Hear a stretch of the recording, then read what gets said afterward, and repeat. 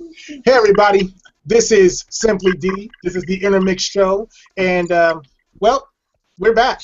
I know last week we had to cancel the episode because I got really sick, and Jules is out of town for last week and this week. She's actually on vacation, so we are going to be holding it down and bringing up a topic that I know you guys have been really writing in about a lot and stuff. So we're gonna, kind of address it, but I'm not going to address it by myself because I like the travels with women holding me down and hanging out with me. So I'm going to introduce you guys to one of the new shows coming up on the new network that INNERMIX is going to be working with, called 9Com.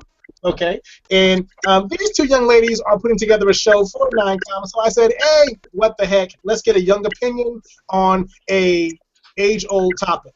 We like to keep it fresh. We like to keep it new. We like to bring it to you. Before we jump in, introducing everybody, let me tell you how you can find us online. You can find us on Twitter at INNERMIX_show. You can find us on Facebook. Just type in INNERMIX. That's INNERMIX. You can find us on Google Plus. That's plus INNERMIX show. Go into Google, put in plus INNERMIX show. You'll find us. And then, of course, there's the most famous one of them all lately, anyway, is Instagram at INNERMIX360. That's INNERMIX360. You don't have to write out 360. Just put the numbers in. It will work for you. Anyway, so let's introduce our guests.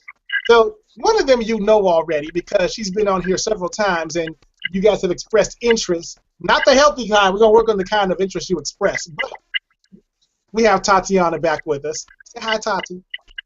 Hey, everybody. That's not how she talked, but, you go hear the way she talked in a minute. And we have Tatiana's sister joining us. Tell everybody your name and who invited you. It's like church. Tell everybody your name and your affiliation, who invited you. Hi, everybody, and my sister invited me.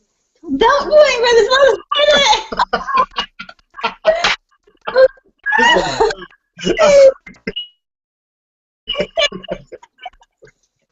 that. Oh, this is going to be a fun show. She said hi. Now, y'all didn't hear it? Her name is Naja, and she was invited by her sister.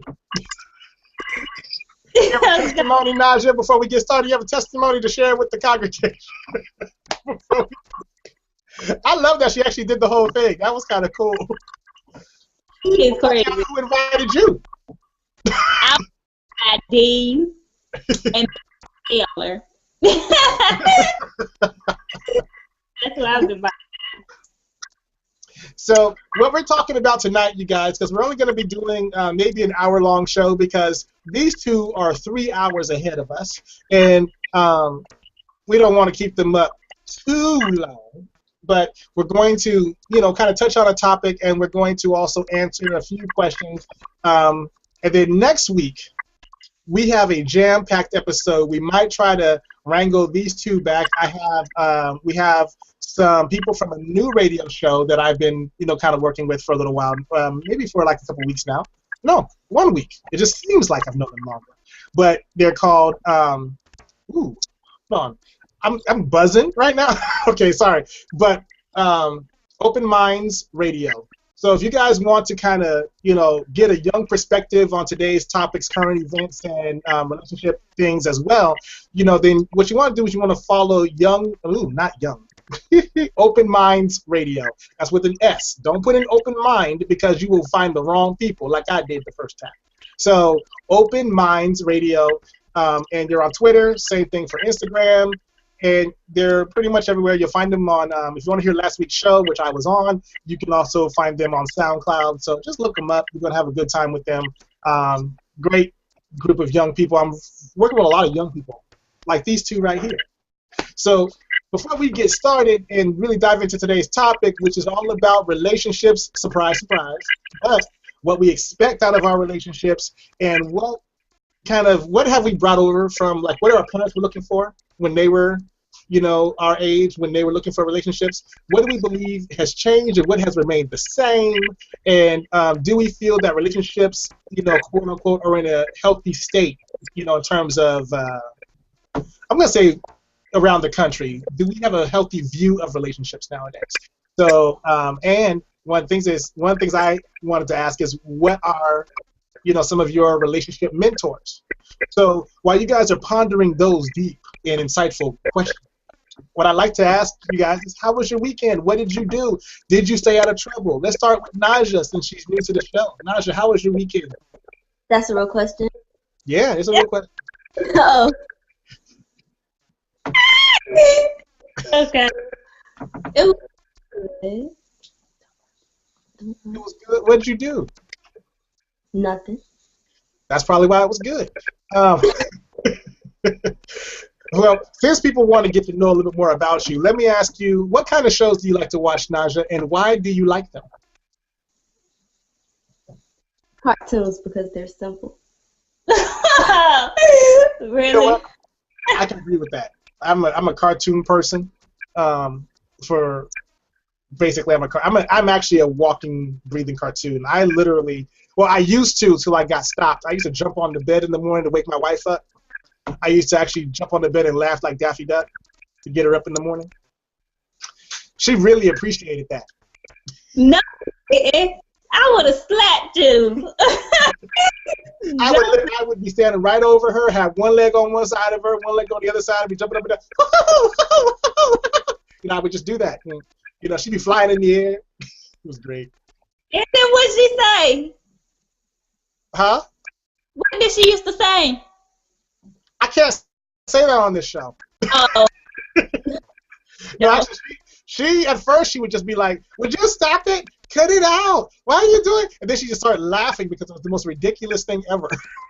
So she's like, "Who else does this happen to? This doesn't happen to anybody else." But I had to start the day with a laugh. So yeah. And what did you do this weekend, Tatiana? Homework and work and homework. Wow, y'all lives sound like mine. I'm sorry.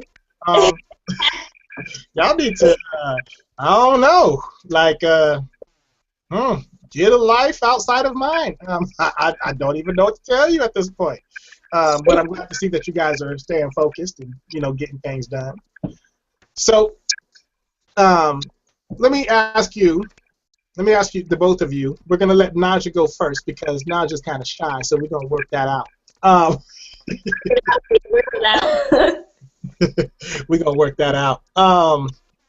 So Naja, who would you say is the most popular celebrity couple that you keep track of, and why? Beyonce and Jay-Z. Now, what makes you decide that they're worth keeping an eye on? I mean, to me, they seem like a power couple. You see Beyonce and she basically talks about how she runs the world, and then you see Jay-Z and he's always talking about how much money he has. So, I mean, people usually cling to money. So that's probably why. Okay, so is that kind of the relationship that you're hoping to have one day? Is more of a power couple type of thing? That was quick. Did you say nope? Okay, well, why not? Why do you watch their relationship? Is there anything about the relationship that you try to model your relationships after? Not at all. I would laugh at her too. What?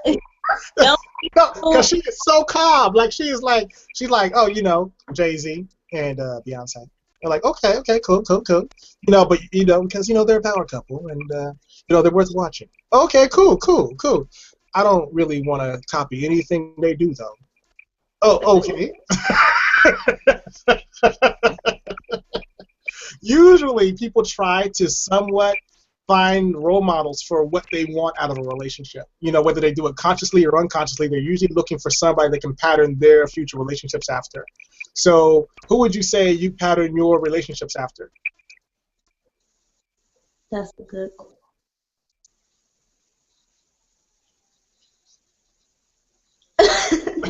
She did the slow head turn too. She did the slow turn. She like, that's that church look where you just said something that you didn't want nobody else to know. Be like, did you just say that in public? You said that in public, didn't you? Exactly. Or that's the one when you pass gas at a really appropriate time, and you just look over at the person like, I know you didn't pass gas up in this thing. You know we need to call for the next 3 hours. How are you gonna pass gas and the windows don't work? You know we can't roll these windows down. You know, so.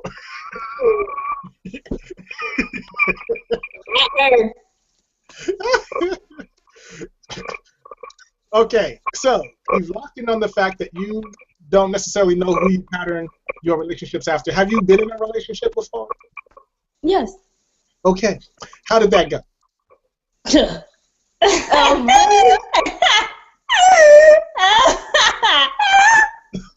was. Gosh, how did it go? That was telling right there. Just details. But some people are better alone, and I'm one of those people. Are better alone. Okay. What about the person drew you to them? We're gonna break this down. We're gonna figure out how you process relationship information. Their personality. What didn't you like about them? Their personality. I knew it. Oh God.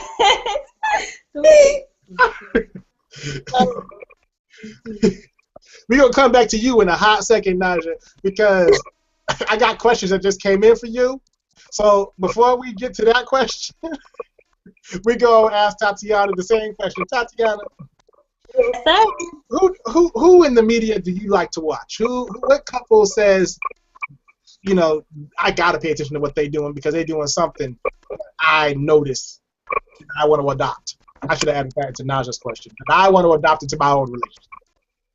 Okay, I'm gonna say Jay-Z and Beyonce because I like Beyonce. It doesn't have anything to do with Jay-Z. I mean, I guess he an alright rapper, but Beyonce, that's my girl.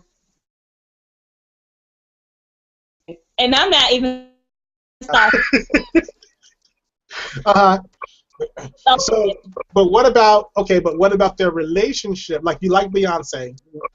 What about her? Do you try to model their relationship? Do you try to model your relationships after?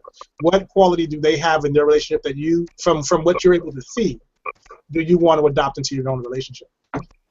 Nothing. Because I'm gonna tell you why.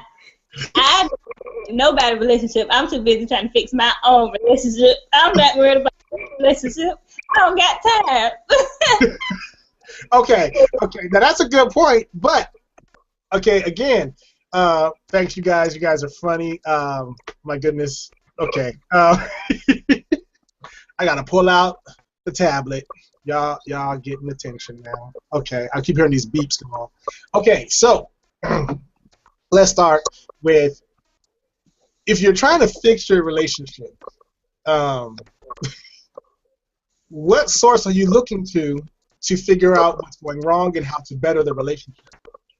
I look at my relationship with, okay, I can't base my relationship off of me and my father or me and my mother because we don't have the best relationship. So I base my stuff, because it don't even have to be an intimate relationship. It can be any kind of relationship. Right. And I base that off of the relationship with me and my grandma, me and God. What about me? You don't have nothing to do with what I base my relationship off of. Okay. Wow, she says on air. I just like watching Jamie Foxx show. I'm just. I'm sorry. Like, by the way, we have a show coming out on 9Com. Y'all watch us. You know, like. Which is cool. Like, one thing that you cannot reproduce unless you're talking about me and Jules is watching siblings interact in a public space. There is nothing like it. Like, the only thing I had to stop doing because it was kind of hurting us a little bit was me and Jules kept bagging on each other on the show, and we would say stuff that was true, but then people chose sides. So we started seeing stuff on the internet, Team D, Team J, you know, and they would pick between the two of us who they agreed with. Now I won, but the thing is, they felt like they had to pick, so I had to, back up off that so that they wouldn't be attacking my girl too much. I mean, I won though, and that's what matters. But would have been on DJ. Huh? I would have been on team DJ. Oh, I know, but I know you be switching sides quickly. You're like, oh, I hear you, D. I know what you're talking about, D. Oh, but Jules, no, you're right, girl. You right. I'm like, You know. Tati's a point-by-point person. Like, you can't get her on your side just with foolishness. You gotta be on the right point for her to jump on your side. You know. Yeah. So, that's why I can't have you on my team. You might disagree with me at the wrong time. People were like, well, D, they were right. I was like, no, not right now. They ain't. No, come on, girl. You could have told me that in the car. You know. So anyway, so what about your relationship do you feel you need to fix? I have serious trust issues and abandonment issues. But I'm not like crazy stalker type, I'ma kill you type. I'm that. I do not say I don't trust them. But anything is always in the back of my head, like, whatever, you think I know better. You want to say, you're telling me the truth? And I'm still going to be like, whatever. I know what this could be. So you're working on trying to learn how to trust somebody in a relationship? I'm working on trust. I focus too much on, I bring what happened in old relationships into new relationships. And I shouldn't do that. Well, see, first off, the fact that you're aware of that is inspiring. Because most people are not even aware that they're bringing old trash into a new place. You know, and you ever seen people who moved to a new apartment but they took all their trash out and you open it stuff like, what's this? Oh, this is my bag. That's just trash. Why did you bring it? You could have dropped this off when we left the place. I was just throwing everything into the truck. You don't know trash when you see trash. You know what I'm saying? But I've helped people move before and they say, no, just put it all in there. I'll throw it out when we get to the new place. Why are you taking the trash from the old place and taking it into the new place? But it's okay. I'm going to preach on that this month. I know I am. So I'm actually preaching this month, so it's going to be funny. I'm going to take stuff from this show and use it in the sermon. It wasn't what my topic was going to be, but it is now. But anyway, so we're working on trust issues. Now we're gonna bookmark that for a hot second because we got to jump back to Naja. Naja, have you figured out why you follow Jay-Z and Beyonce, and more importantly, who your relationship role models are?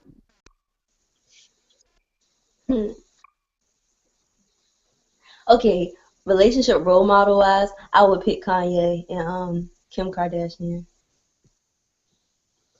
So y'all stay with the Rock family, basically. We die hard. Die hard. She like Rock Nation. Oh man. Okay. So, what about their relationship? Please don't tell me it's about how he acts out in public. But what about their relationship? Would you say you take from it and say, I want to adopt that into my relationships? Regardless of what like people say, it seems like at the end of the day, they know what they have and they're always together, and they can dress. Oh God. You know, they dress very well. Ooh, and a shot across the bow. Anyway, okay, so let's see. I'm trying to figure out how to approach this topic because you guys are in two different spaces, and at the same time, we have a lot of listener questions already about relationships and stuff. So I kind of want the show to continue to move in this direction because I think it's really healthy because each of you speak for a segment of the demographic. Like Naja, you sound very new when it comes out to relationships. Very hopeful, but very but don't play with me. Whereas Tatiana sounds more like, I want it, but I want it under my conditions. because I don't trust you anyway. So if we're going to do this, it's going to be the way that I need it to be so I feel okay, even though I really don't trust you much. But it's okay, though, because I can figure it out. I can get over it, and I can learn to trust you maybe, but let's just work it out under my conditions so I feel okay.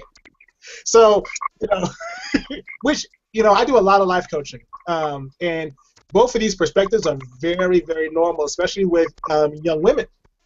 But there's also a lot of young men who are actually going through the same type of mental battle. Like, can I trust a woman, in this age range to be somebody who's focused on me and my betterment, not just focused on what they show their friends I've done for them? Because the most popular answer we got in terms of relationships and people who are watching is Jay-Z and Beyonce. That's the big one. Everybody's watching. So look, y'all got both of y'all smile like, yes, we got that one right. But the second most popular one for people who are looking to build a solid and substantial, long-lasting relationship is Ben and Jennifer. Who? Ben Affleck and Jennifer Garner. Sorry, I don't know who Jennifer Garner is, but I know who Ben Affleck is, but I don't know who Jennifer. Y'all see 13 going on 30? Yes. Oh, I do like her. What am I talking about? Okay. That's Ben's wife. So he got with her right after he broke up with Jennifer Lopez. He went from Jennifer to Jennifer. And they've been married forever now. Well, in Hollywood times, it's been forever. So what they do is, because both their careers are important, they switch off. One does a movie, then the next one does, then the other one does a movie. He directs a movie, so she could be with the kids, and then he's with the kids while she does something, so that they can bounce each other out. Then they're really supportive of each other's careers and all that. So, and you don't really hear about family drama, cheating, or not trusting in the press the way you hear about the others. But that's why people so a lot of people like to focus on their relationship in terms of, we don't hear a lot of the celebrity, garbage coming out. Same with Matt Damon and his wife. So, and she was a waitress when they met, and got married and stuff. So, but I don't know who his wife is. I forget her name as well. But she was he was already famous when he met her, and he wasn't looking for a famous wife. He was looking for somebody who was real and just really good to him. So, so he ended up marrying one of the waitress that he had, known for a while. So anyway, let's get back to you two. Well, first off, let's answer a question that came in, because I'm still beeping over here, so we got a lot of opinions out here. Oh, you got a comment, because I thought about something, but okay. Go ahead. What are you thinking about? The Count of Love book. Oh my God. Say it again. The Count of Love, like the Notebook. The movie. I want that love. That love. He built a house for her. What? Well, actually, I'll save that comment for a second, because I was gonna. First off, you don't want me building no house for you, because I am not Mr. Fix It. I'm Mr. Buy It. I'm Mr. Pay to Have It Done, because I am not Mr. Fix It. But okay, so Felicia wants to know. Wait. Okay, Felicia wants to know how long your longest relationships were, and what was the reason that they fell apart. Let's start with Naja. That's a good question. One was 2 years. The other one was 3 years on and off. And the most recent one was not even. Wait, how long was the last one? Not even 2 months. Not even 2 months. Okay. Let's go with, so your longest relationship was 3 years. How old were you in that longest one? You said it was on and off. Yes, I was. About 16. That's not true. 16 to 19? No, that's not true. I don't know how old. I was 14. I'm going to say 14. We're going to go with that. Alrighty. I think when I was 14, my longest relationship was a year. I think I was with somebody for a year. Um, I've never had a relationship shorter than 9 months. So that's interesting. Okay, and in your most recent one, because I'm assuming that's your most adult relationship, what caused the breakup? I know.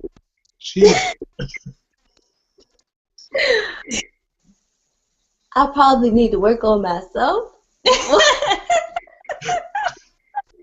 Don't lie. Okay, I'm done.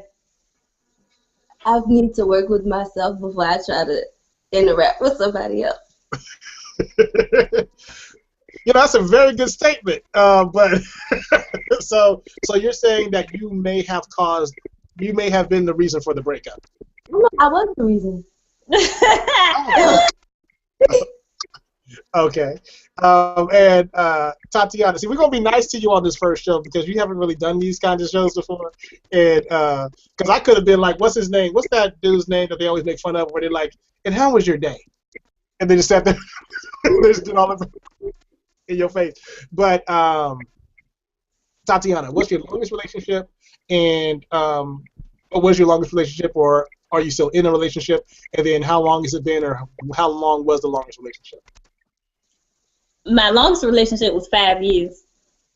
Oh, wow. And, yeah. And my current relationship will be 3 years in March. And I started that relationship when I was 18. I will be 21 in February. Woo woo. But yeah. Okay, so and you're saying, and in this one, you're trying to figure out how to build trust. It doesn't even have anything to do with my ex. I think it has more to do with my relationship with my father, because that was the first man. Because one of my mentors told me that was if I thought about it, that was the first man that I ever loved. That Mm-hmm. I still haven't forgiven. So that has a lot. I won't say forgave. I just haven't been able to deal with it because it don't bother me. I don't care. He can do what he want to do, but it still affects me. So it still affects me. But then you do care. You just don't react to how you care. Because when people have an effect on you, the kind of emotional attachment to the things they do, but you can build up a resistance to it. It's like, this is who you are. It's like when I deal with certain family members, I know who you are. I know because I'm dealing with you. I may not like the things you do, but I'm not going to let you wreck my good time with everybody else because I'm looking at what you do. Anytime you go to a family reunion, there's always that person like, oh my God, they came, because something ignorant's about to happen. And then they want to try to bring you into their ignorance, and you're like, I can't. But I love you though, but I can't. I can't let you affect me because I have an ignorant side too, and you always bring it out of me, so I have to ignore you and not let you have that effect on me. But right. So it's really just outgrowing your ignorant side, because you can say that. Yeah, because some people just make you wild out. Like, I've had situations where I had to actively practice keep my mouth closed, because if I said anything, it was not going to be pretty. And I have a very large vocabulary. I don't even have to cuss nobody out for them to feel really bad about their existence. So I just like the way I put that together. But the thing is now that we're, so you said you want the Notebook kind of love. You want to be in a place where, he built a house for you, figuratively or literally, It wasn't really talk about, I was just a joke, haha.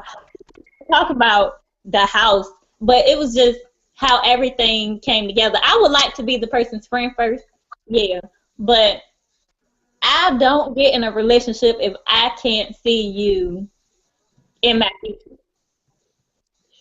So, in your mind's eye, what is your relationship leading to over the next, let's say, 5 years? Where do you see yourself do you see yourself still in this relationship? And if so, where do you see it going? Yep, but I want to get married when I'm stable. So I will have, not, I wouldn't say stable. The U.S.? In America, you want to be stable? Right. Yeah. I just want my career to be, I want me to be right. I want me to have me together first before I get married. I do want to get married. Mm-hmm. You know, we'll talk about that one. But I have more questions coming in, and one of the questions that I was reading for Naja is, what's your show going to be about, and why? And are you equally as vocal as your sister? And how come you have a hard time? What? Why does it seem like you have a hard time speaking up now? This isn't my topic. Like, I'm not really good at relationships. You can see. I'm sorry, you got all chopped up. Get a little closer to the camera. Say it again, because your mic kind of cutting it out. Okay, what I said was, this isn't really a topic for me because I'm not really good at relationships. I can only tell you about how they always fail. I can't tell you what I want. Because if I never really had anything to learn from, I don't really know what I want. I just know I want me to be right before something. And you said you had nothing to offer to this conversation. See, one of the signs of maturity, like real talk, you know, one of the best signs of maturity is recognizing when you are and are not ready for certain things. Right? If you, like me, I used to have a temper problem, like a serious temper problem. So the last thing you want to do is put me in a mosh pit with a bunch of white people at a concert, just because, you know, although I will say that that I did end up in a mosh pit at a big old concert, and I was fascinated. I've said this on the show before. I was fascinated because you can't go to a black concert and start slamming into people and expect to walk out, right? But at some of these white concerts, they purposely have an area for people just to slam into each other and throw each other around and basically have a fight with no fists, and it's okay. So it's a very interesting experience. I'd never been in a mosh pit before until I accidentally ended up in one. And then when I was in there, I was like, oh, martial art training time, cool. You know, can't do that in black clubs. It doesn't really work out well. So, but it's good to know what you can and cannot handle. And then, like you said, you can talk about why relationships don't work. Give me 3 reasons why they don't.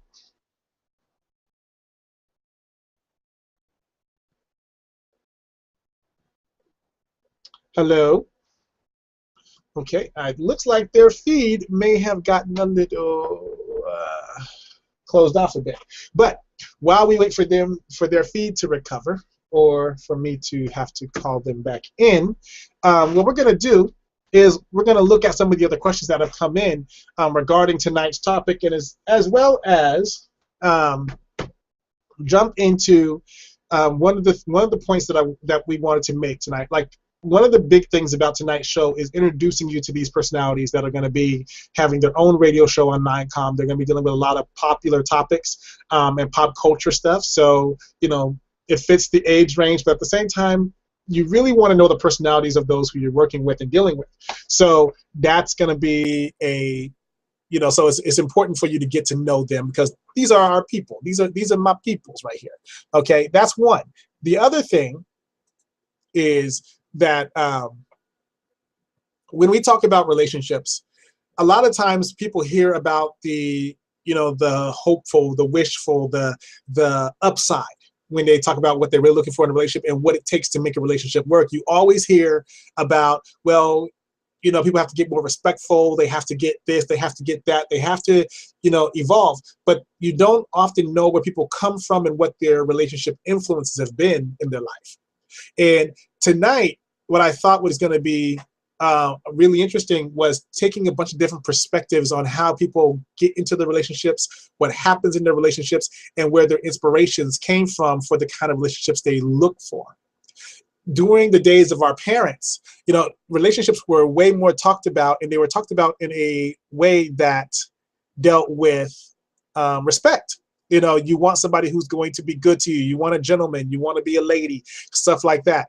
But what ends up happening is, hello there, people.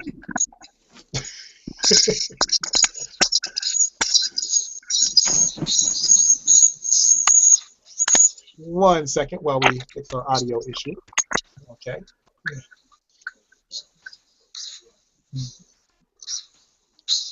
Hello. Testing. Hello? Testing. 1, 2. Okay. We got you. So you guys cut out totally, huh? Yeah, we fixed it. Sorry about that, you guys. Oh, no problem. You know, we love the internet.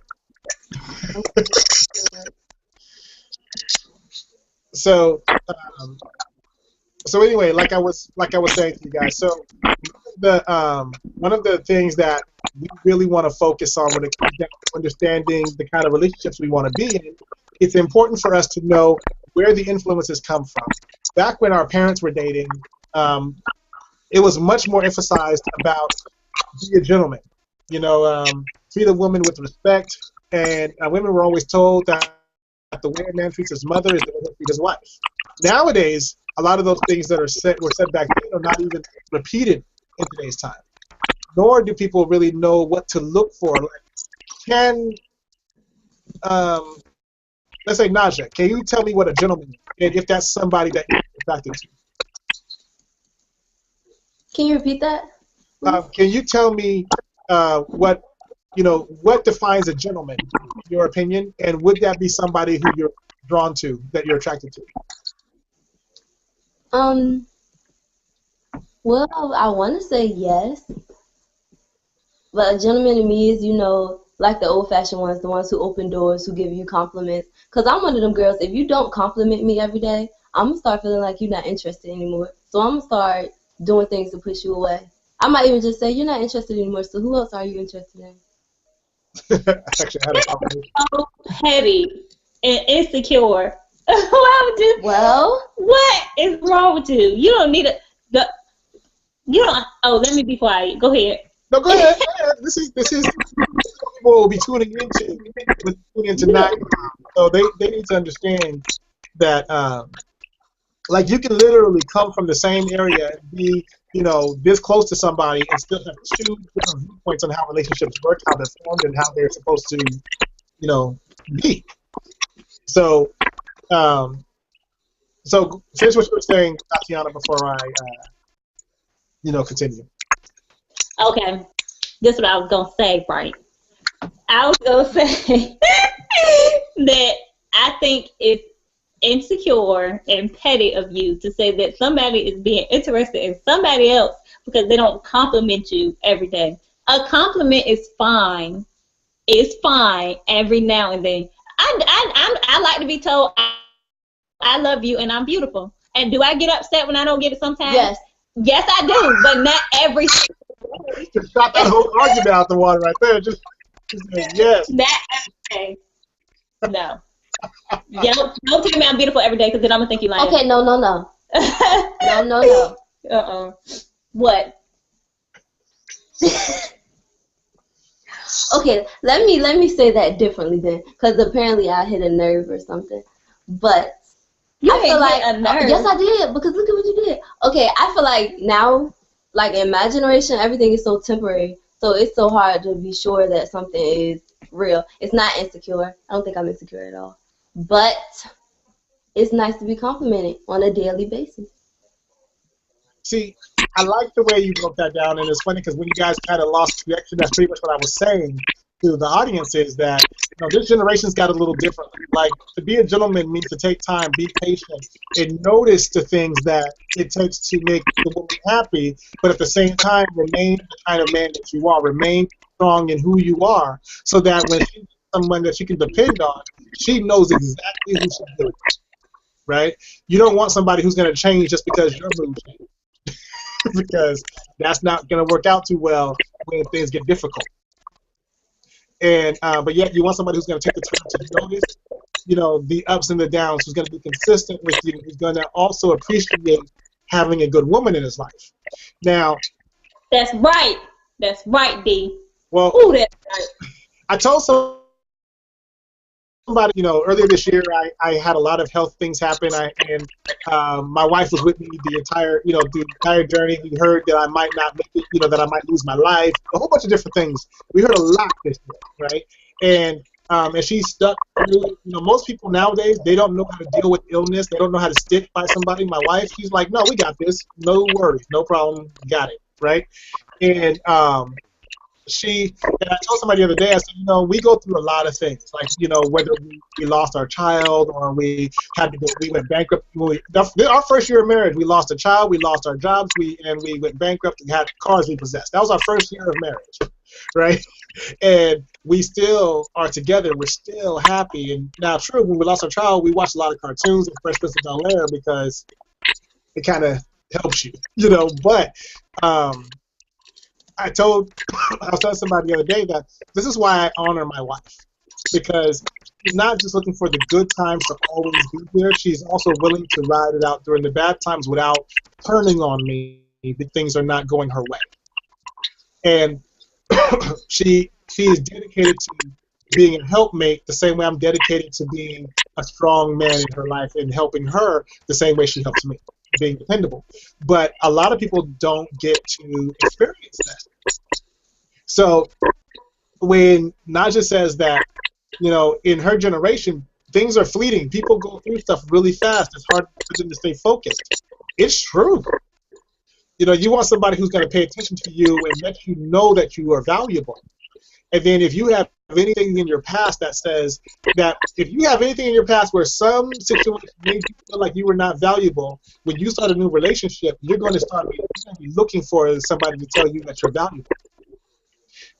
And then when we feel like we're no longer valuable, then we do very self-destructive things, and then want to see if the person's still going to hang on to us, because that will determine how valuable we are to them. So we start sabotaging our own stuff. That's what I'm saying. So that we can we sabotage our own stuff to see if people will still hang on with us. Because if they won't hang on, then they never really cared about us anyway. That's not true. Sometimes we just drive them crazy. But that's how we process the need for somebody to validate us, who we are, and make us feel important. So what Naja said is very true. And I deal with a lot of people in life coaching that have this very same issue where they say, I just need you to prove it to me. I need you to reaffirm it to me every day that you find me valuable, that I have some importance in your life. So, my wife was like that when I first met her.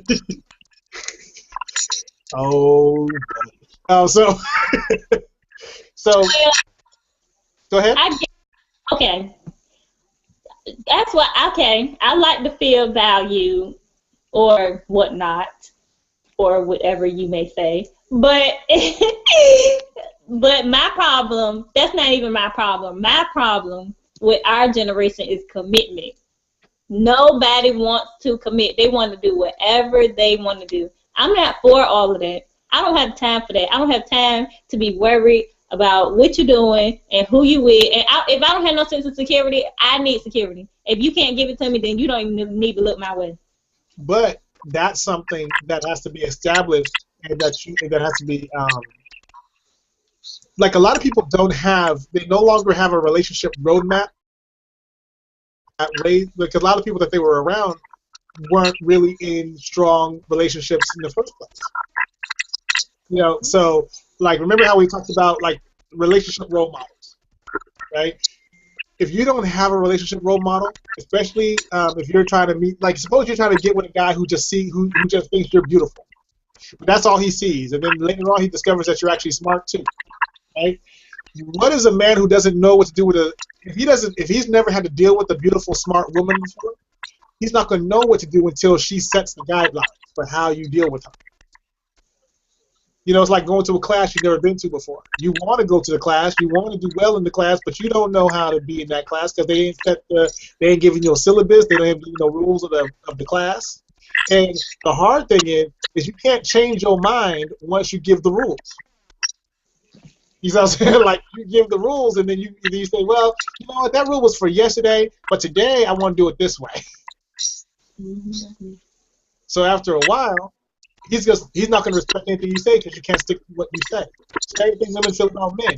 First he say he loved me, but now he's looking over there at that other girl. So what? She got something that I don't got, you know? Stay committed. The blindness thing works for me. You looking at anybody else? Nah, girl. I'm listening around a lot, but I don't really see nobody but you. So it is important to kind of know how, you know, that you're valued, but it's also important to set your standards and know what you will and will not allow, and then make that known. But then you have to stick to it. One of the topics that comes up most recently, and actually, see, I knew it. One of the, sorry, I'm still getting beat. But, okay, I'm going to ask you guys. So, who are they asking this to? Sorry. Okay. Okay, so Tatiana, in your opinion, and actually we're gonna ask both of you, and then I'm gonna actually say what this person says. But in your opinion, how long should a woman make a man wait for sex? I was told that in most cases, a man already knows what he wants from a woman anyway. So it doesn't matter how long you wait. I was told that by more than one man. That wasn't my man. So I would assume that, I guess it really doesn't matter. I'm not gonna say, oh, you go sleep with a man the first night and he just gone. I didn't say don't put no boundaries on yourself and have no morals for yourself. But making somebody wait, I don't really know. I don't know. I've never had those problems yet. I'm only 20. I don't know. Okay. She's like, I just don't. She said, I'm too young for them issues. Nasha, do you have a point of view on this question? Well, I'm going to say something because y'all feel like I'm not opening up. So regardless, I'm just going to say something anyway. But I do feel like you should make someone wait. But personally, if that's one of the first questions that come out of somebody's mouth towards me when we first start getting to know each other, I'm just not going to talk to you anymore because I feel like that's what you wanted from the beginning. So I do feel like you should wait. How long, I don't know. That's a good point. That's something I want to say because I think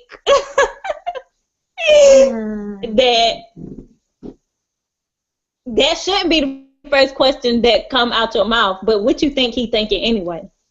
Well, but that's not. Like that. Oh, that's not me beeping. No, definitely is. I got so many things going on. So, well, let me see if I can address both sides of this. Okay. Huh? Since he wants to get in. But it won't let him get in, so. Oh, well, I can just invite him in. That's easy. Yeah, just invite him so he can join. That is funny. Okay. Hold on. So, well, while we're letting him in, what I was trying to say was that one of the things when it comes down to setting a standard and, you know, having a time frame is I don't believe in setting a time frame because really then people are waiting for that deadline to cross. Like, how long I gotta wait? Okay, 3 weeks? Okay, got you. You know, like, men are very focused and men are very patient when it comes to getting right, because we believe in building businesses, building bridges, and getting laid. So, hold on a second. But one of the things that I do, you know, strongly advocate is that you need to make sure that you've had enough time in with somebody to let them know who you are and what you do and do not, deal with and will put up with. A lot of times it's hard to let somebody know who you are in a 2-week situation. That it takes a while for people to get to know you and for them to get to really respect you. Do you really want to be with somebody who doesn't even respect who you are as a person? That's really what, especially if if people are having sex because they're in relationships that they want to move forward versus having sex for fun, then your requirements are going to be different. And so I'm a big advocate for if you know what you want, if you want people to treat you a certain way, then require that they treat you that way. If you don't require it, then you can't get mad when people start abusing what you're allowing them to do. So just like any other part of your life, you want to kind of set a standard. You want to say, okay, this is who I am, and this is what I'm going to allow, and I'm not going to allow. And then by the time you set these, time frames up, because after a while the time frame thing leaves. Because some people say, look, until I know that you're the one that I'm going to be with, I'm not going to, even give you an option. There's not even an option for this. You know what I'm saying? Like, because I need to know that this is more than just a one-night stand or whatever, because there's too many things going on now. And I need to know you're not just waiting for the sex, but you really want to get to know me. That's kind of a speech that I recently heard somebody give to somebody else in a group, counseling session that I just did. So it's a very, interesting topic, because the woman who wrote the question in, her thing was she believes that after the third date is the day. That's when date number 3. That's the date. Well, I'm gonna tell you this. I don't have one night stands. So. Me either, but I'm married. So. I guess you shouldn't have one night stands. But you got something to say now? Marvin looks uncomfortable. I'm fine. I'm fine. So everybody, Marvin has joined us. You might remember him from when we were talking about, what was it, Ray Rice? About the Ray Rice incident and all that. And once again, that almost destroyed my email. So thank you guys very much for tuning into that episode. We still get feedback from that episode. People are still watching that. So this is Marvin. So we're continuing on. Also, we'll have a show on 9Com, by the way, starting out this January. So we're kind of getting everybody together. It wasn't planned this way, but whatever. So Marvin, have you been watching the show so far? Do you have any comments? Do you have any observations about things we've talked about already? Yeah, I really do. I like the time limit thing, because that's a big thing for women. Men don't really base things on timetables. But just as Tatiana said, I'm one of those guys that she talked to that said, a man already knows what he wants going in. So, and Dee kind of touched on it too. If a man only wants you for sex and you tell him he has to wait for 3 months, guess what? He's going to wait 3 months. He's going to be the best man he can be for 3 months. And still, at the end of the day, if that's all he wanted from you, he's still not going to have a relationship with you. He's going to walk away. But if in the beginning, if he initially saw you as a person that he could be in a relationship with, it does not matter if you slept with him the first second or the 1050th second. He still sees you as that person. You're the relationship girl. But if you just jump off, I don't care if you made him wait forever. You're still a jump off. Does not make a difference. Simple. Because I know guys who waited for 5 years. And when they finally got what they wanted, they moved on. 5 years. Yes, 5 years. Long time. That's I mean, this guy, he played the best friend role for the longest time. Mm-hmm. And then she figured, well, he been here through all these guys and da da da da, and he always give me good advice. And next thing you know, they did what they did, and she thought he was gonna be the one that come, and he just like, I'm not looking for that from you. That just happened. I think it's important that oh, Tatiana, you have to unmute your mic. Your mic is muted. But I think that a lot of people, they go into relationships. Well, a lot of women go into relationships without a goal. They go in to be in a relationship, but they don't necessarily have a goal. So it's hard to set a course. It's hard to say, okay, this is what I'm looking for. Therefore, these are the requirements that I need to set so that I can get there without, being upset all the time because people are doing what I'm allowing them to do. Like, every man has always said women have the key to how the relationship is going to go most of the time. They set the rules, they set the standard. They let you know how hard you have to work and what kind of man that's going to take to really be able to really be with this woman. But lately I hear a lot of lately I'm getting a lot of, okay, you're back on. Lately I hear a lot of things from men and women, and it usually starts out the same.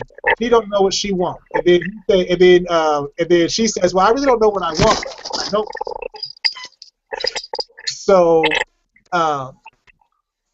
one of the biggest issues that I think is facing a lot of people today is that there's no actual goal relationship-wise. Let me ask, Naja, what do you want out of a relationship, and where do you ultimately want to take your relationships to? The question, D. Huh? I was gonna say, well, I guess at the end of the day, I would want a marriage. But right now, like I said, I'm focused on me. I do feel like I am kind of selfish.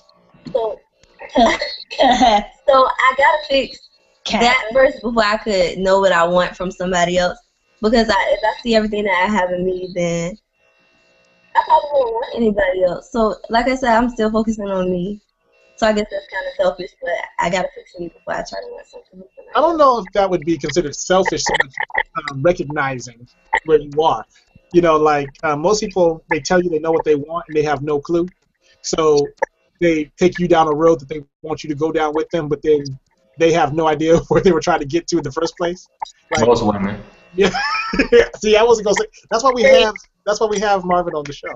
But yeah, because men are very destination oriented. Most men. I'm not gonna say all men, but most men are very destination oriented. Where are we going? How are we gonna get there? And that way, if something falls apart, they just keep on moving down that road. They say, okay, well, that didn't work. Let's try this. But they keep going. There really isn't a lot of time for sulking and all that stuff. If anything, I know a lot of men who will just basically back up for a second and say, okay, what did we do wrong? They'll reevaluate. They take a minute and then they get back to it, but they only take that minute to reevaluate and recover from whatever the hit was, and then go back in it again. But men are very destination oriented. So if you say, I'm looking for this, because men are the problem telling you is, for the most part, look, I'm not really looking for marriage. I'm not really looking to have kids. I'm not really looking to, men will tell you pretty early on in the relationship what they're looking for and what they're not looking for. And most of the time in that beginning process, a lot of the women that I talk to say that they didn't hear that when he first said it. Yeah, it's not that they didn't know. They didn't listen. They didn't want to hear that part. Because women have this thing that they do called skimming conversations. They hear only what they want to hear. Everything else is like blah blah blah blah blah blah blah. I want to be with you. Blah blah blah blah blah blah blah. Take you out to dinner. Blah blah blah blah blah. Buy you a new car. Blah blah blah blah. Take you shopping. Blah blah blah blah. That's what women hear. Wow. Men have selective memory, so they remember and believe what they want to remember and believe. That's what they do. That has nothing to do with a woman having selective hearing, is what he was saying. I say the skim conversations. What's the difference? Well, imagine, okay, like for instance, when if a man tells a woman, hey, you know what? Like I have this happening right now in one of my situations where there's a a woman about to try to get married or whatever, and they had to postpone the wedding a few times because the family's like, this guy is not good for you, blah blah. The girl's like, oh no, he loves me, he wants to be with me, and then so the brother said, did you hear the last comment he said to you? He said you have a great smile. He said you have a pretty smile for a girl with such a fat face, right? But all she heard was, oh, I thought he just said I had a pretty smile. Thank you very much. Oh, you know what? He's gonna take your side anyway because both of y'all are men, and he finally Hey, on the show with. No, I do agree with some men have selective hearing, but some men see life as a highlight reel. Let's be real. Like, what do we remember? That's why we have highlight reels on everything we like to watch. There's a highlight reel. You know what I'm saying? Like sports, highlight reel. What happened on the date? Well, we went out and everything, but you know what happened. Highlight reel. Like, it's, like you don't really care what we ate. You don't care about, the service was fantastic and, the location, beautiful ambiance. Like, you don't even care about hearing all that stuff. All you care is, give me the highlights. What's the highlight? Some, if you ask a man how he got to where he's going, for the most part, he's going to tell you, man, I worked hard, I persevered, I just pushed on through, and I made it. I did what I had to do. But he hardly ever tells you about when he had to go borrow money, when he, you hardly ever hear those parts of the story. Stick to the highlight reel. So women call that selective hearing, selective memory. But remember the good times and the struggles. You kind of learn from and you keep moving. You don't ask a man how many times were you rejected at the club before you found that girl. Like, you don't ask those questions because he's not be like, oh man, I found this little shorty over there at the club and it was just popping. But he was there for 4 hours before she even paid attention and the club was about to close. So you don't hear those parts of the story. Yeah. In head coach, I find myself going back and trying to put in the pieces because when you first talk to somebody, whether male or female, they want to give you their version of what reality is. They want to tell you how they saw it, how they experienced it. You only get the highlight reel. So, just like, because that's primarily what they get. I think the only person that I've ever talked to, or one of the few people that I've talked to that actually tell me everything from every angle, is Marvin. No, you not, D. Oh, no. No, for real. Like in terms of like he's like, I don't care. Tatiana's in her feelings. She's still mad about our conversation from earlier because I told her I cracked the code, so now she hating on me. It's okay. Because I'm sitting there like, wait, what are you talking about? But no, like I've done so much working with people. Like I understand the perspectives. You know what I'm saying? But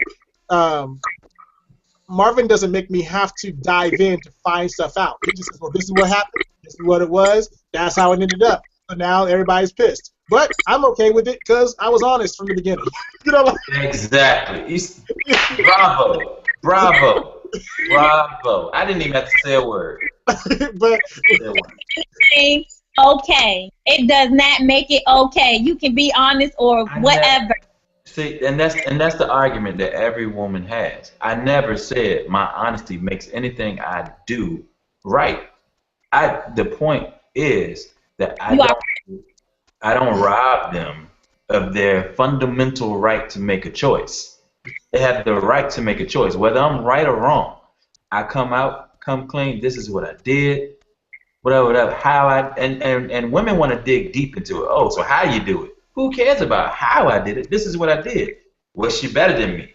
Did she look better than me? How many times? Okay, you going 2-inch high private eye on it. Just what I did. Well, see, but the issue is like, okay, like one of the biggest issues, because this happens on both sides of the coin, like when women are too honest for men who are too sensitive, because I know super sensitive men, right? Some of them too. Right, so when women are too honest, then the man says, well, she didn't have to say it like that. She didn't have to do it like that. So, and it doesn't make it right what she said. Well, like Marvin, I almost forgot which name to call you, but Marvin, like, it doesn't necessarily make it right, but it does present you with an option. Like, that's like me telling somebody, hey, look, I like to beat women on Saturdays, right? Like, and then somebody says, but I still want to be with you. That's like, like when women go crazy over celebrities and they want to be with a celebrity who just got out of prison for committing battery. Everybody still wanted to go out with Chris Brown. Yep. Why? He just showed you and told you who he was, right? But everybody still wants to go out with him. But you know why? You know why? Because all women think that they can change every man. It won't him. It's not him that's broke. It's the woman who was with him. She broke him. It's not him. Oh, I can treat him better. But the real of the situation is that honesty, like the Bible tells you, honesty, the truth will make you free. It will make you free enough to make the decisions that you need to make based on what you know. But if you are upset because what you know went the way that you couldn't change the outcome, you couldn't fix it, then it is upsetting because you're like, oh, then why did I make the decision to do this if I knew from the jump that this is what it was going to be? I was hoping for a different outcome than what was actually presented to me in the beginning. And like my son recently did a math test, and he was upset because he missed a question only because he wasn't paying attention to the whole question, right? But basically, it wasn't this simple, but to make it simple, he was upset because 2 + 2 didn't equal 5, but it's only because he thought he saw a 3. But the question never changed. It was reality all the way through. 2 + 2 is 4. No matter how you do it, it's 4. I need a woman up here. I need another woman. I'm a woman. Well, you need to say something because. Yeah, but it's not gonna change what's being said. You know what I'm saying? It's the same thing. The same thing is being said. Women, the problem is women think so much with emotion, and emotion is an irrational state. And men deal in logic. So to a woman, 2 + 2 might equal 5. Or she would try to argue a way to make 2 + 2 equal 5. But a man knows there's no logical way to make that happen. Period. See, the real situation is your emotions matter. Your emotions count because they are a big part of who you are. But not everybody's going to understand how to deal with where you are emotionally and at the same time keep everything in balance for you. My wife is a very emotional person. So because of that, when I do business, she doesn't even like my tone. You know what I'm saying? So I don't talk to her in my business tone very often because I know it bothers her. She likes listening to me talk to other people with it, but she doesn't necessarily like hearing it. But I have to get things done. I only got one tone. Yeah, but like when I say certain things to people, like I can talk very straightforward, but like Marvin and even you, Tati, will attest, I also have a way of finessing words when I have to deal with people's emotional states because it makes it easier for them to receive the same information. I just make sure that they can emotionally accept it so we can move forward a lot quicker. I think I use finesse too. Huh? No. I think I use finesse too. Right, and I think some men need to learn how to be intact with both sides, and that everything got to be all. This is what I don't like. Don't make everything business about with me. Well, I need emotional. I need sensitivity. I need affection. No, I can't deal with it. You got too much emotion going on. Yes, I do. I don't get too much going on. Don't tell me what I got. I believe that. See, Remember who you work for? Huh? I believe that emotion is necessary for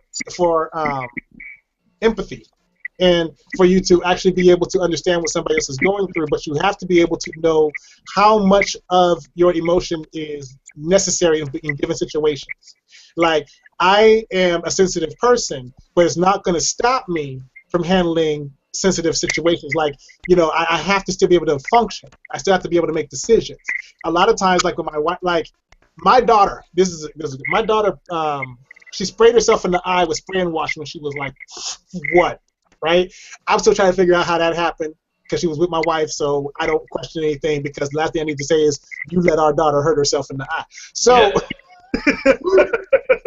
so because that was not going to help the situation. She was already in panic mode, right? So my daughter's sitting there screaming, and she's like, just her eyes are burning and everything, and my wife is stuck there in panic mode because she's feeling guilty and shocked, and because my daughter was able to reach this thing, and so she's all caught up in all these different emotions at one time, so she could not move.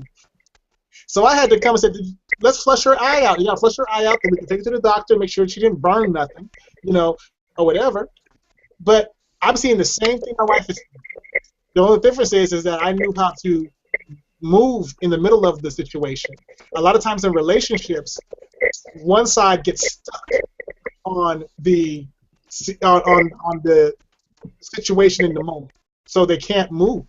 They can't see, okay, so what this person is saying is true. I don't like what they're saying. I don't like how they're saying it, but what they're saying is true. Now, how do I want to respond? Because if they want to talk to me with logic, I'm going to respond logically.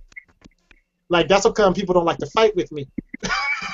Like I said, I don't have to cuss you out to use logic to let you know that I don't like what you said. I don't even like how you said it. But the thing is, at the end of the situation, at the end of the day, you still need me. So fix how you talk to me.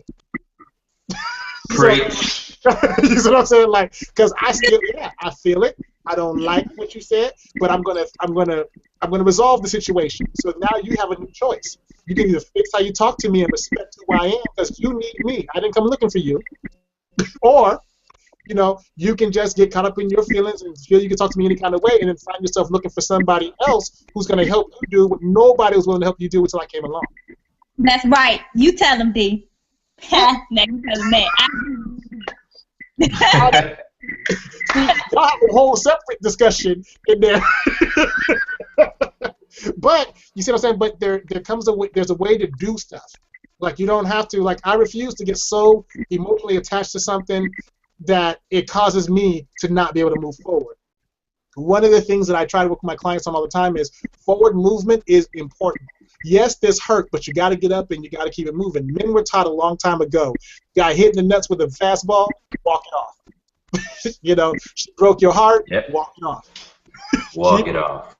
Keep moving. Put some Robitussin on it, keep it going. Keep it moving, right? Before a black D, would you put some ice on it? Exactly. Now, I'm going to give you a story to go along with what D's saying. The other day, in one of my stores, a woman's 4-year-old son had a seizure. And this woman was so emotional and so panicked that she's picking her 4-year-old son who's seizing. She's picking him up. And I'm trying to calm her down, like, you need him to lie still. You cannot pick him up. And she's picking him up. She took him to my floor department, put him in the sink, running water on him.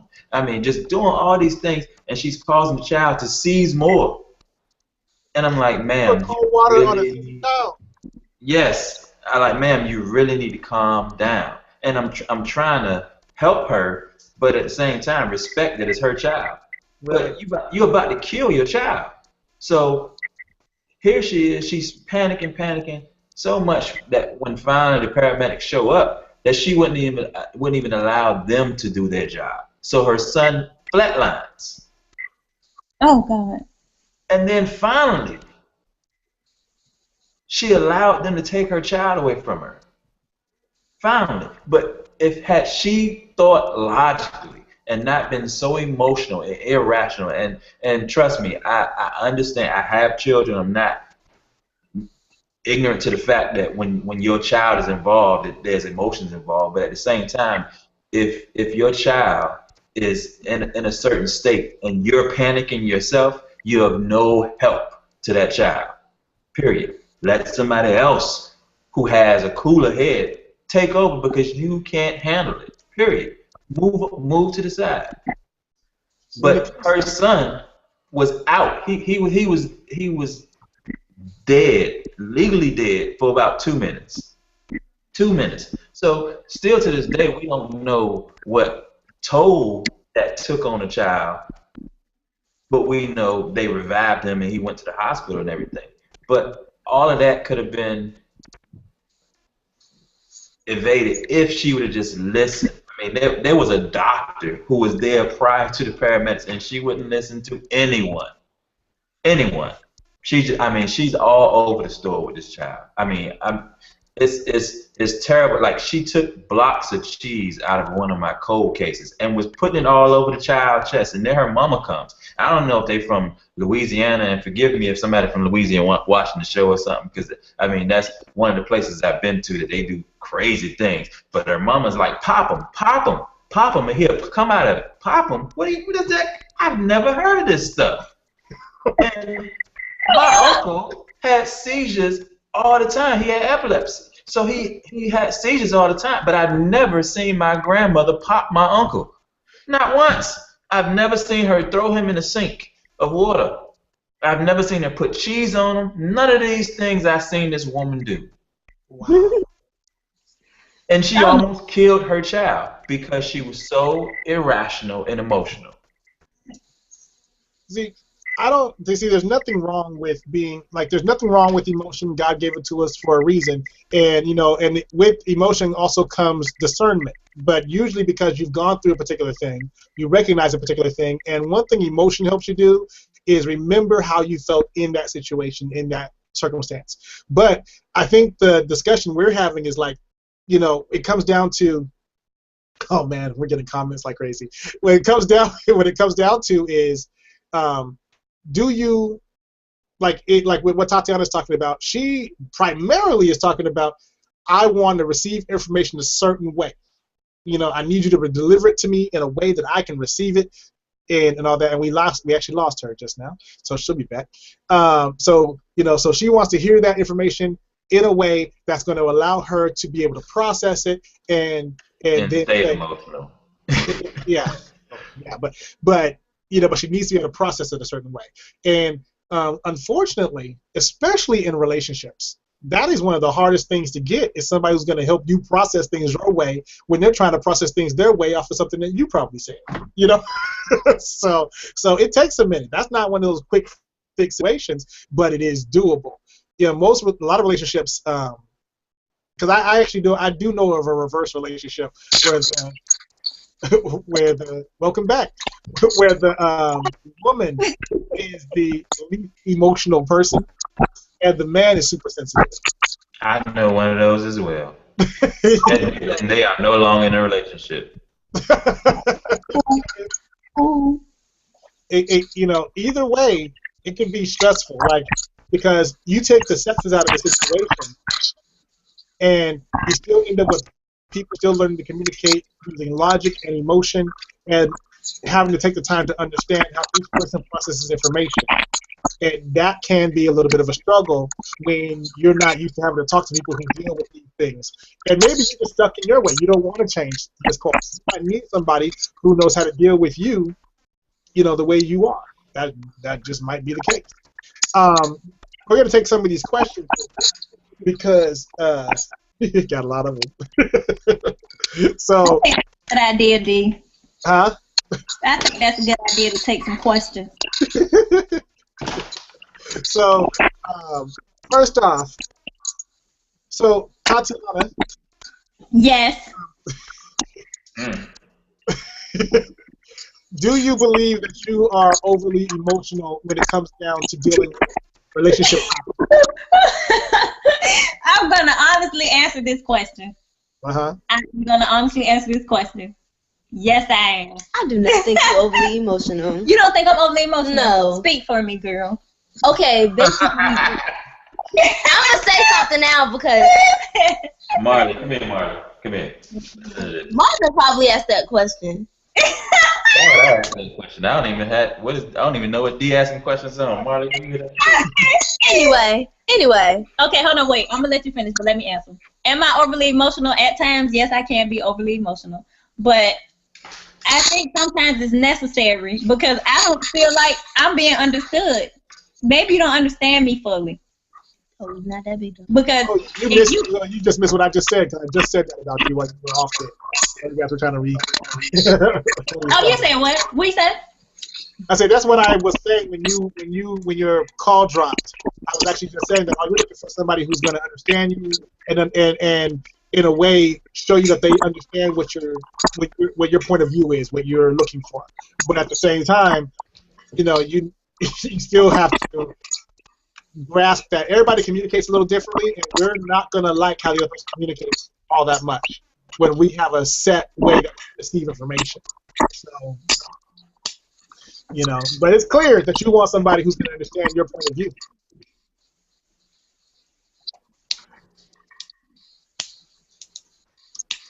Hello? I hear you. So, no, at first it sounded like you guys were using the signal again. But yeah, no, it makes sense. But what were you going to say, Naja, before I say it? Okay. I already feel like, it's known that men and women think differently. So in my mind, no, I do not think she's overly emotional. I feel like... No, he didn't. Oh, I feel like he knew from the beginning what kind of person that she was. Therefore, he knows what to expect. He see it as her being over the top. I see it as her being her regular self. Well, I will say that you spend enough time with somebody, you're going to know who that person is. Now, whether you choose to stay with that person or not is a decision. You can't say, oh, well, I want to be with somebody who understands how I feel and who talks to me the right way, but then you're with somebody who constantly talks to you in a way that doesn't work for you. That's how I was with my ex. That's why she's my ex. You know what I'm saying? Now, true, I was with her for 2.5 years, but some things did change over time. But I think the core quality that I was looking for never came in. So we had to separate. Where with my wife is overly. She talk about overly emotional. Like it was ridiculous, but. And she needed to be told every day that she was beautiful. She needed me to call her and talk to her. This is just in the dating process. We celebrated every month that we were together until we were together for 6 months. Then we celebrated every half year until we did the year. And then after that, it was every year. But she needed that reassurance constantly because of an old relationship and old family issue. But I recognized that. And I also recognized that I couldn't talk like I talked to my family members because she took it as like I was attacking her. But I had to hear how she received information. Not everybody's going to be able to adapt for your needs in a relationship. And it's clear that happens because, well, quite frankly, look around you. Look at the people that you see in relationships. Most of the time, they don't know how to talk to each other. Yeah. And then when you ask them, well, why y'all together then? He's like, well, that's just how we love each other. No, I disagree with you. I just want to say, I know this is off the subject and everything. But tonight I had a very great victory, one of the biggest comebacks of history in sports. But for the people who play fantasy football, you will understand this. I was down by 80 points. Oh God! And I had 2 people left, and I came back and I blew this dude out. Okay, back to the subject. I'm done. But yeah, he loses to me every single time. I knew he was gonna say that. I knew he was gonna say that. You beat me once. Let's get that out. You beat me once. So, who's the devil trying to steal my joy?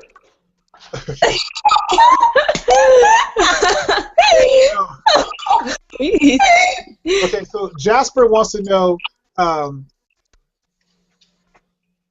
Why is it always such a hot topic when it comes down to communication between men and women? And is there a middle ground? Is there a resolution that we can see for the foreseeable future that we can teach to our children in terms of how to communicate with the opposite sex more effectively?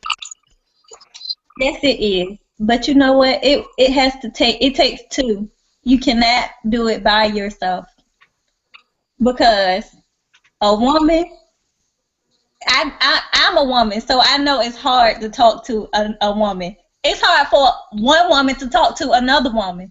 because you don't know how she gonna take what you gonna say, and you don't know how you gonna take what she gonna say, and that's because we emotional. So I got that question. I got what he was saying.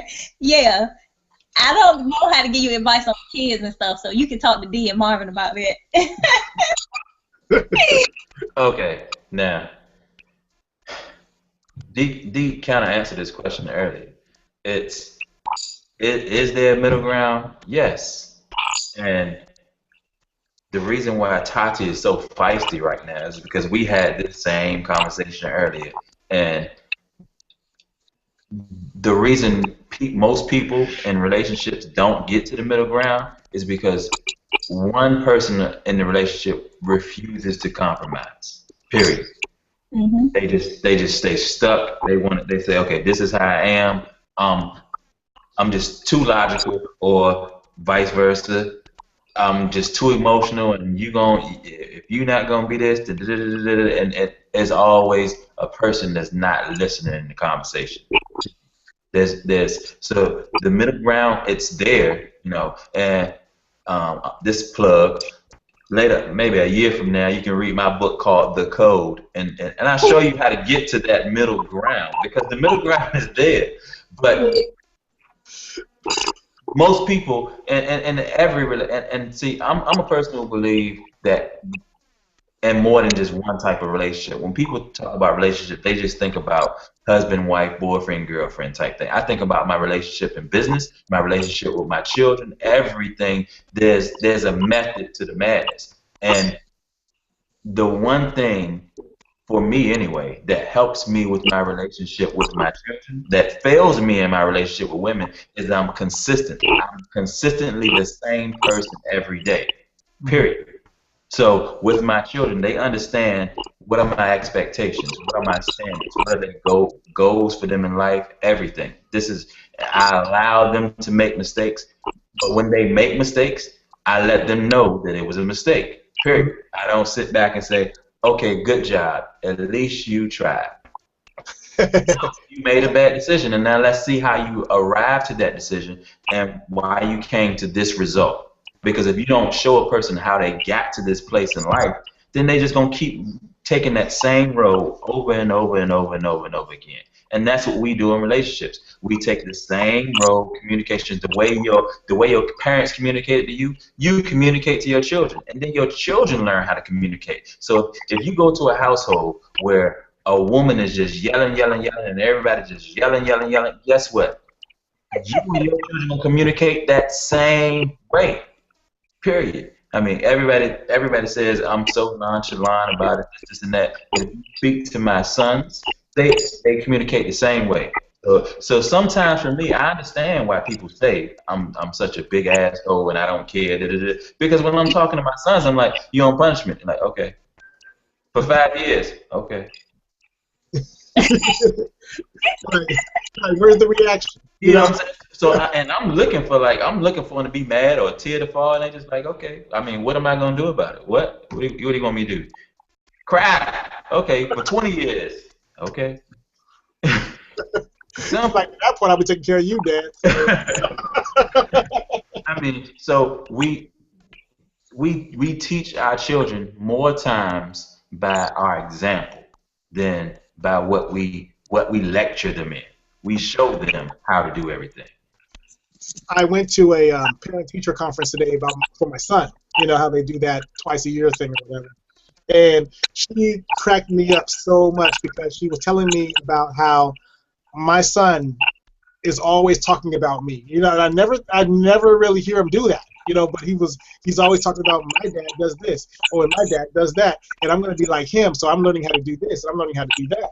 And what you're saying is, you know, like he said that she was telling me how he is Mr. Help Everybody. So immediately when she said that, I thought about something Marvin had told me about, you know, Dee's trying to save the world where she's trying to get work done. You know, so but my son is just like, he wants to help everybody. The teacher was being asked about something. Because she had been out sick or something. And so she didn't have the little door display up that everybody else was doing in the school. And So the principal says, "How come you don't have your door display up?" You know, and my son stands up and says, "Because she was out sick. She's been out sick for almost a week. And how's she gonna be doing it?" Now my son is 8, and he's always standing up for the little guy. So in that situation, his teacher was the little guy in his opinion. So he was just standing up for her. And I'm like, he really does act like me. This is, you know, it's just one of those things where he communicates very patiently with people. He doesn't want, you know, he doesn't like controversy, but when there's controversy to be had, he's learning how to deal with it. You know, hopefully he misses part of my journey, you know, with how to deal with controversy. But he's you know, but he's taking on a lot of those qualities that, you know, you don't realize how much your children watch you. When it comes down to communicating, like me and his mom have a great, you know, way of communicating, and we laugh a lot. You know, so my kids see a lot of laughter, a lot of affection, but at the same time they see us stay focused and we stay committed to the things we say we're going to do. So when the teacher came back and said, "Your son is one of the most responsible people I've ever met," that was like, hey, you know, because my teachers couldn't have said that when I was his age. So I'm looking at all these things that we pass down to our children, and communication in relationships. You know, we don't often look at how our children perceive, you know, what we do. So the middle ground is when you can actually show that even when you disagree, you find a way to agree. Because often kids will see the disagreement quicker than they see the agreement. But when they see that you actually went from disagreeing to agreeing, all they're saying is, "Wow, my parents are special." They don't even know what you decided. Because sometimes parents just agree to disagree. Yeah, because sometimes there is no agreement. There is no agreement to be made. But that does not mean you walk away upset. You just come to a place where, okay, this is the resolution. Simple. I don't like every resolution there is. No. I mean, I went to court and I got to go to court again. I don't like that resolution, but that was a decision that was made. Simple. Yeah, I mean it's Tati, but it is one of those situations where, you know, when you know kind of who you are as a person and how you want to deal with things, it's a lot easier to take emotional situations and turn them into business decisions. You know, because you're like, look, we need to get to a resolution so we can keep moving, so we can keep moving forward. A lot of times people want to rehash the old thing over and over again, and then you find that you're in the same place 3 years from now, and you're like, what happened to my life? How come we're still in the same spot? Where I'm more of a resolve it, move to the next situation, because there's always another situation. So the longer we spend here, you know, we're not moving forward. We need to get through this one so we can prepare, get strong enough to go to the next one and get through it. And then you will meet people in your life that will always try to bring you back to what you used to be because they haven't moved forward. Yep. And when that happens, you're like, no, I've been there, seen that, you know, did that. There was a sermon that I did once where I was talking about how it's funny how a lot of people, they like to look at themselves and they like to look at everything that they don't have. So they're always looking in the mirror. They want to see themselves and everything around them, but they're spinning around in a circle. So if they keep saying, why does everything look the same? Why do I look the same? I put on different clothes, but I look the same. It's just because they're going through the same thing over and over again. They're never moving in any particular direction. They're just looking behind them all the time, looking at the old thing all the time. You can't learn to trust someone new when you're always looking at the old thing that hurt you. It's impossible. You can't look in back of you and in front of you at the same time. It doesn't work. And one of the big decisions that I had to make in having the relationship that I have now is I had to choose to look at my wife for who she is and not what I want her to be. And that's a big decision. No, it's a big decision, no, because you have to give up you have to think about, you know, the hurt that you experienced not that long ago from the old relationship. You got to think about, like, she was super emotional. I wasn't used to super emotional women. You know what I'm saying? But she had a quality about her that made me say, but she's looking at me. She really wants to see me. Where everybody else that I was with wanted to see the celebrities, wanted to see the lifestyle, wanted to say, hey, I'm with him. But she didn't care about all that. All she cared about was, hey, I see him. And she was the only one I knew The only one I ever dated that didn't know how to cook, that didn't know how to clean, that didn't know how to raise children, that never babysat before. She's the only one that really didn't match anything on my list except for she loved Jesus and she really wanted to know who I was.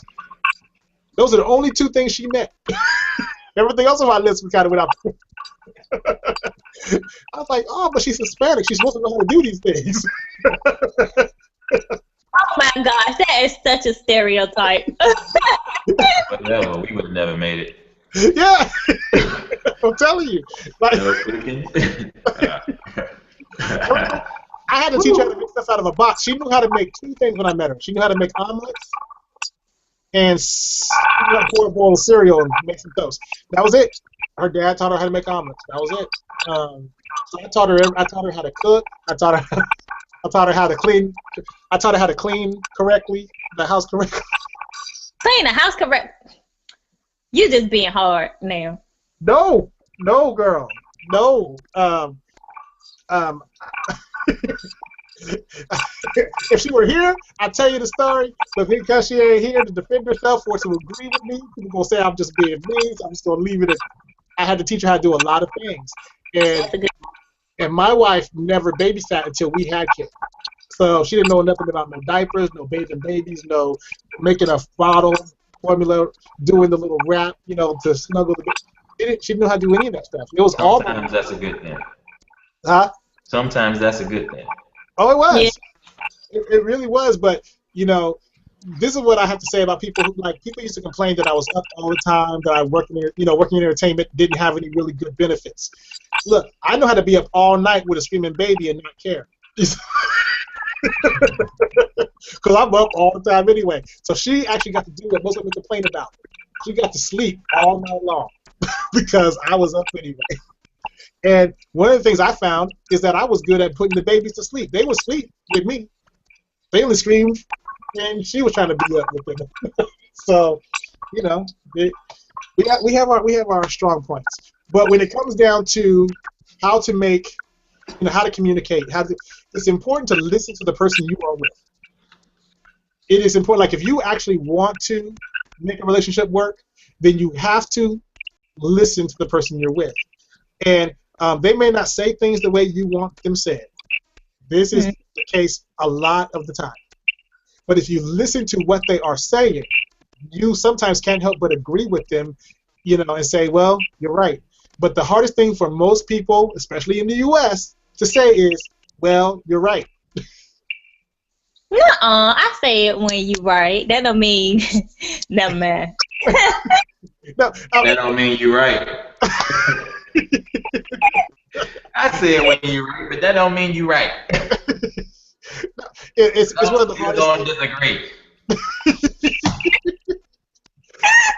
So I have some time, so I do have some time in my week coming up here. So if you need some life coaching sessions, y'all can reach. Because I see that we cannot handle this is not something we can solve in this one show. But I will say, first off, to a lot of you guys who are writing in, Jules is in Hawaii, so and internet. Time out. Huh? Didn't they just have like a volcano or something go off in Hawaii? Something's going on over there. I mean, but I don't know if it's on the island she's on. I wouldn't be on any island. Well, remember, because on her week when she was going out there, they were having a hurricane that was approaching the island. So yeah, she always picks the greatest times to go to Hawaii. Remember, last time she got stung by some kind of crazy fish. But yeah, so Jules she is not, because somebody wrote, did you replace Jules? Did one person wrote, does it take 2 black girls to replace 1 Korean? No, y'all. No, Jules is on vacation. I said that at the beginning of the show. But she will be back next week. And then next week we're also going to have some other guests on the show. So it's going to be a pretty packed show next week. And then one of the questions that actually came in for Naja, and I thought this was kind of interesting. First off, what will you guys' show be about? And then the other question was, Naja, if you could pick any topic to talk about, what would it be, and why would you pick it? Our show is gonna be about just girls are random, so it's probably it's gonna. Girls are random. Yeah, we're That random. is a great name. That's a great name for a show. Random? No, girls are random. Girls are random. What he say? Girls are random is a great name. Whatever. Anyway, it's really just supposed to be like a fun show where we talk about just about everything that goes on in a teenager's life. I mean, because we can only speak for us. We haven't really. Teenager? Yeah, we're teenagers. Naja, you're 19. I'm a teenager still. Okay. Okay. That goes back to the thing where Tati said that even women can't communicate with women. We communicate. We good. We do it together. We just agree. I'm just picking. Calm down. Oh, all right. Get back to the question. About if you could talk about a topic, what topic? See, that's me. I just can't pick one topic. It's just gonna be everything that I go through in life. The everyday life of me. I was thinking hip hop. What did you say? Love and hip hop. No. Love Really? hip hop and cartoons.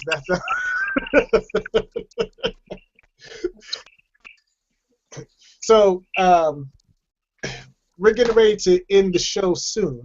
So I do have a question for everybody on the show. I think let me get your name right. Tajir. We've been getting a lot of East Indian viewers lately, so I think that's where this name comes from. But Tajir says, out of everything that's been discussed on the show tonight, what do you want people to take away from the show? And then what about your show coming up? Do you want people to what do you want people to know about you, basically? Okay, first off, a lot of our East Indian people write very long things. They're prolific writers. I love it, but it makes it hard to keep the show moving. So I want each of you to take a minute and just say, what do you want people to know most about you and the show that you're going to be bringing to 9Com at the beginning of the year? And then why should people watch or tune into your show, watch or listen to your show? And what do you want them to get out of this conversation we've had tonight? I'm going to go first. Nash is going to go first. You knew I was about to go first. Yeah, go okay, ahead. I want to go first. All right, basically, I'm going to just start with the last question because that's the one that stuck with me. Out of the show tonight, I guess what everybody should be understanding is that you really have to work on you before you move on to something different. You got to understand what you're doing wrong, whether it's communicating or being too emotional or not understanding someone's emotions. You need to understand and be logical. You have to understand those things before you can have a meaningful relationship that you want to last. Now, our show is just why you should tune in. It's going to be entertaining. It's going to be fun, something to watch. We're going to talk about important topics, and our look of them and what we think about them. What's the other question? I think you got them pretty much. Like, what do you want people to know about you? What is the quality about you that's going to make them want to tune into the show? What if, like we know that you and Tati are teaming up, but what's going to be your standout quality that they're going to say, ooh, I really am into what Naja is talking about? What about you should they be looking forward to? I like to think that I give people life. I'm probably a little bipolar, but, I'll give you life. Oh, my God. Be honest.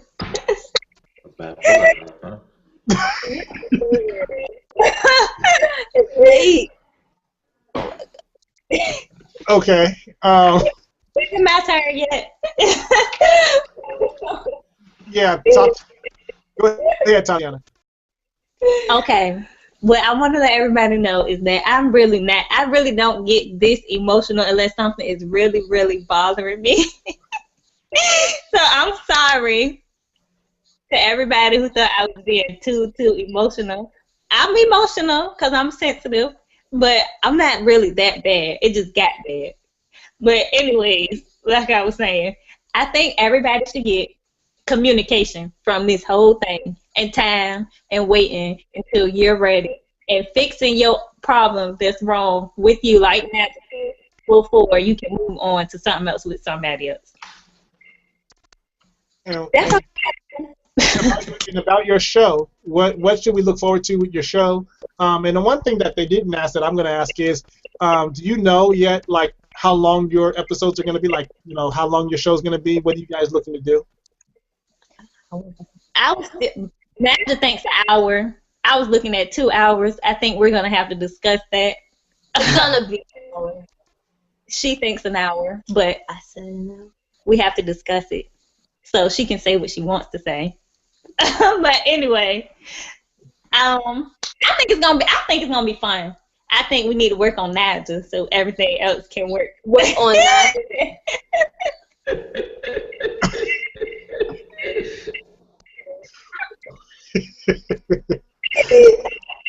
Wow. Okay.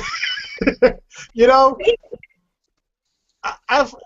wow. I'm so happy with the INNERMIX fan base right now because not only are they active, but they are cracking me up. Just like, this is the most random episode. I've had this is, good points, very random. Good points, really random.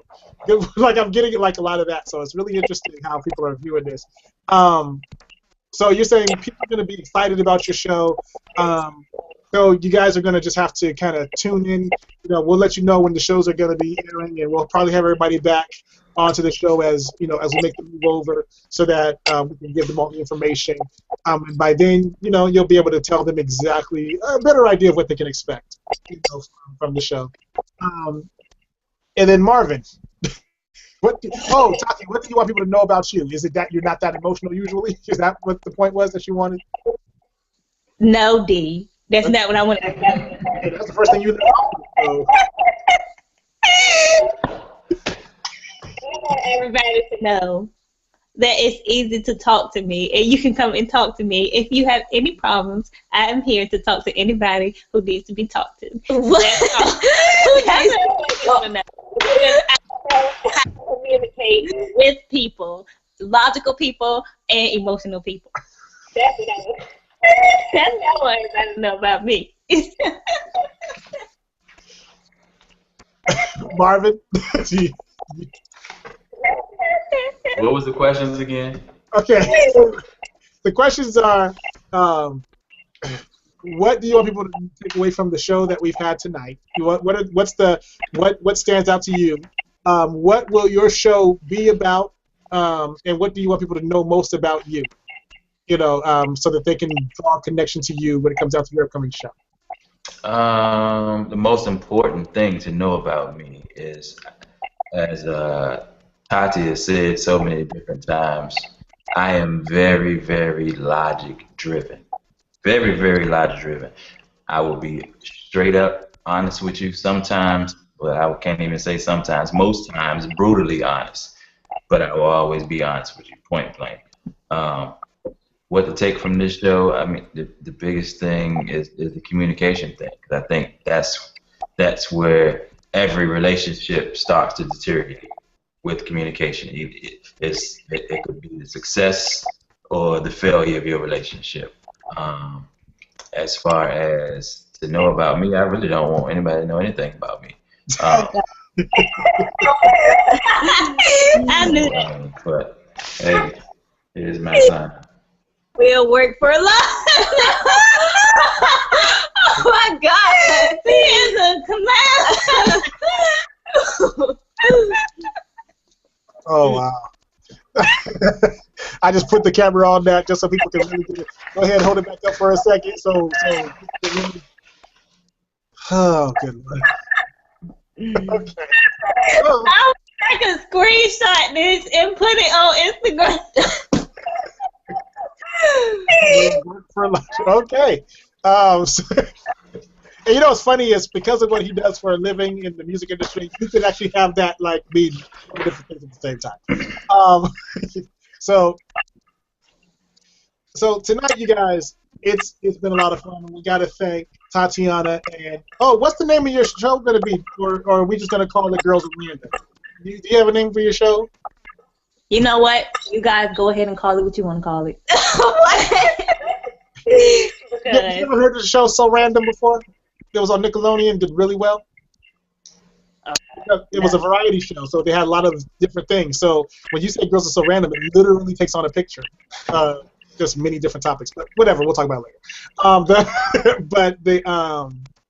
Tonight, you guys, I wanted to do two things. I wanted to, have you guys get to know one of the new shows that's coming to 9Com as we start to move things forward. And then it just happened to be that we also got Marvin to join, who will also have a show on 9Com. But we want to talk about the communication and how the next generation, the generation behind us, or the younger, at least people in their 20s, they are facing a slightly different challenge than we were facing, and that their parents even faced when it came down to building a relationship.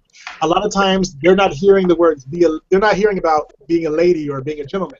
They're hearing about, get yours before you get lost, or before somebody, takes off with you or whatever. They're talking about. It's more about getting what you can in the moment, and which makes it really hard to promote solid and forward-moving relationships. Because the idea of what a relationship is supposed to be is much more difficult. But does that make it impossible to reach the goals? No. But learning how to set those relationship goals is also something that people need to learn how to do, and it will happen. One thing that that one person wrote in said that one of the hardest things about communicating as a young person is finding somebody who will take the time to listen to what you're trying to say. And in a relationship, it is very important to know that the one you're talking to is actually listening to you. So as we move forward, because INNERMIX is all about building a positive relationship, no matter whether it's with your love interests or your family members or your even coworkers. It's important to listen to what they're saying, not just how they say it. You don't end up creating a war when somebody was actually trying to compliment you or tell you they understand what you mean. I do that. Listen to me, y'all. Okay, because it's important that it is so important for people to know how to listen to what's going on so that they can continue to move forward in their goals. Because believe me, the closer you get to your goal, the harder it is for people to see to take time to listen. You want to accomplish success, you have to know how to be secure in what you are saying and how to interpret what the meaning of what people are saying are. And if you need somebody to clarify, now I'm going to end it on this. When you need somebody to clarify what they mean, ask them.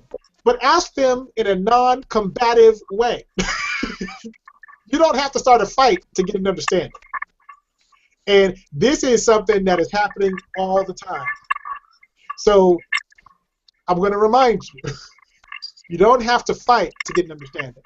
All you have to do is say, I'm sorry, I don't understand what you mean. Can you please say it to me in a different way?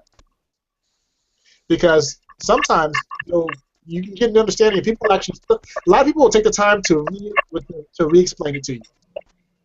And don't be offended, young people. Don't be offended when they take time to re-explain it to you. Because now you say, well, now what, you think I'm dumb? No, you asked me to re-explain it. So I'm explaining it to you in a way that you might be able to receive it. The same thing happens in relationships, in personal, in romantic ones, and pretty much all of kinds. You have to be willing to actually listen to the person and ask for an understanding when you just don't understand. It takes a lot. And one thing about relationships, you can't have a lot of pride all the time and expect everything to go your way. It's a give and take thing. And you want to make sure that when you're in the relationship, that you're both trying to go the same direction. It's hellish when somebody's trying to go north and you're trying to go south. That's absolutely ridiculous. How come we're not together? Because we're moving in two different directions. That doesn't work. Make sure that you check in on the direction you guys are going to make sure that even if you're having some slight communication problems, you're still moving in the same direction. And hopefully you'll work along that road together to improve the communication. Mm. So nobody wants to go on a road trip with somebody they can't talk to for too long. It doesn't work. So once again, this is the INNERMIX show. I'm Simply D.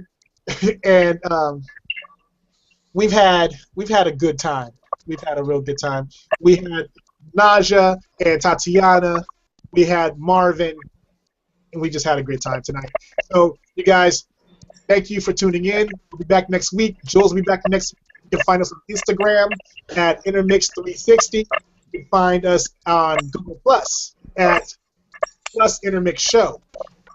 Facebook, just type in INNERMIX. And Twitter, INNERMIX_show. Do you guys want to give your social media information before we leave? How can they find you? You can follow me on Instagram at just_right with a Y instead of a I. Wait, say that again and slow it down. Just_right with a Y instead of a I. Okay. Just_right. Okay. And did anybody else want to give their social media information? Sure, I'll give mine.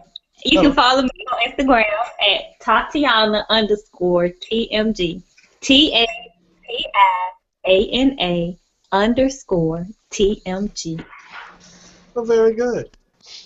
Well, we'll be talking to you guys soon. I know we're going to be talking to some of y'all real soon. So, you guys have a great night, and we'll see you next week. Thanks for tuning in. This has been the INNERMIX Show. I'm Simply D. Talk to you soon.